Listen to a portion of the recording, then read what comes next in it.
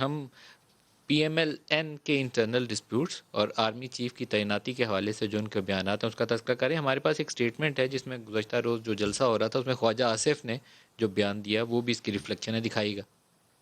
جھگڑے ورکروں کے نہیں، جھگڑے قیادت کے ہیں. یہ جھگڑے ختم ہونے چاہیے. مہربانی کریں اپنی صفوں میں اتحاد پیدا کریں. وقت دور نہیں ہے، آپ کا پھر امتحان لیا جائے گا. ہاتھ جوڑ کے درخواست ہے کہ چاہے وہ پنجاب کے شہر ہیں، چاہے وہ منسیرا ہے یا ہزارہ ڈویژن ہے، چاہے وہ کے پی ہے، سندھ ہے، کراچی ہے، جہاں بھی ہے، اپنے گریبان میں چھانک کے دیکھیں. تمام جگہ پہ آپ کی جو پارٹی کی لیڈرشپ ہے لوکل، اس میں لڑائیاں ہیں. جاوید لطیف صاحب جھانک کے دیکھیں آپ کی پارٹی لیڈرشپ میں لڑائیاں ہیں.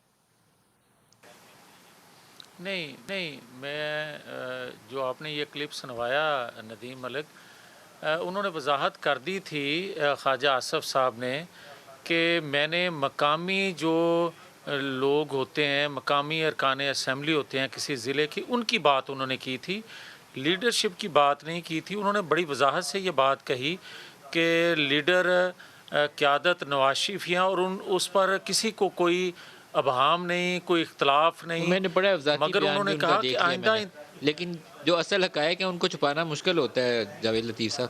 حقائق وہی ہیں. دو علیحدہ اسکول آف تھاٹ ہیں آپ کی میرا پارٹی کے، ایک نہیں. رائٹ کو ہے ایک لیفٹ کو ہے. اچھا ندیم دیکھیں، میری بات سن لیں. اگر آپ رائے کو اختلاف سمجھتے ہیں تو میرا خیال ہے پھر ایک کوئی یہ ادارہ تو ایسا ہے نہیں کوئی جو بڑا بہت ایک آرگنائز ادارہ ہو، ڈسپلن ادارہ ہو، پھر جمہوریت تو ہو ہی نہ. وہ پھر اختلاف رائے ہے جمہوریت کس نام وجہ ہی سے اسی چیز کا ہے. جاوید لطیف صاحب؟ وہ اختلاف رائے ہے کس وجہ سے، اس کی تو وضاحت کر دیں.